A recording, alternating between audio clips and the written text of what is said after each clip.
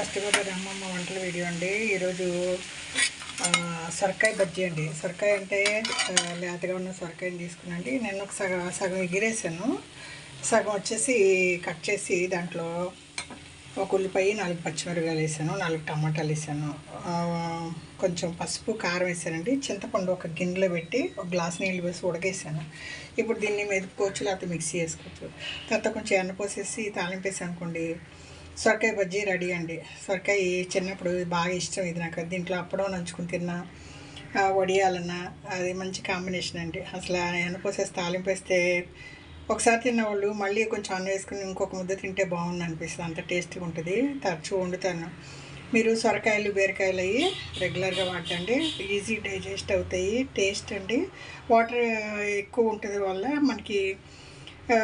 మనకి డీహైడ్రేషన్ అది కూడా కంట్రోల్లో ఉంటుందండి. అదే అండి, వాళ్ళ ఏదో చేయబోయి ఏదో మొదలెట్టండి. 3 కట్టలు కొత్తిమీర కొని పెట్టారు కదా, క్లీన్ చేసి 10 సార్లు జాడించి కట్ చేసి పెట్టుకున్నాను. దానికి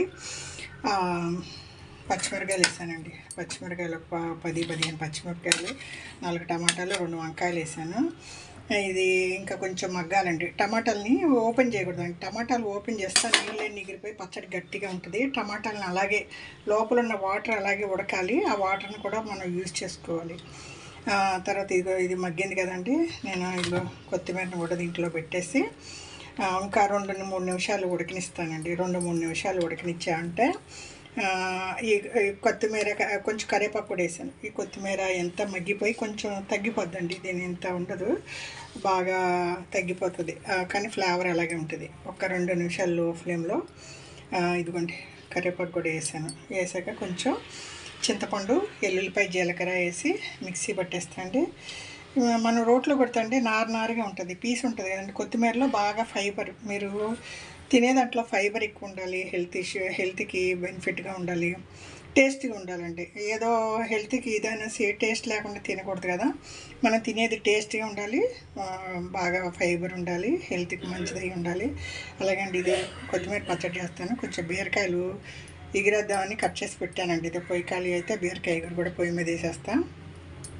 ఇది ఈరోజు వంటలు అండి.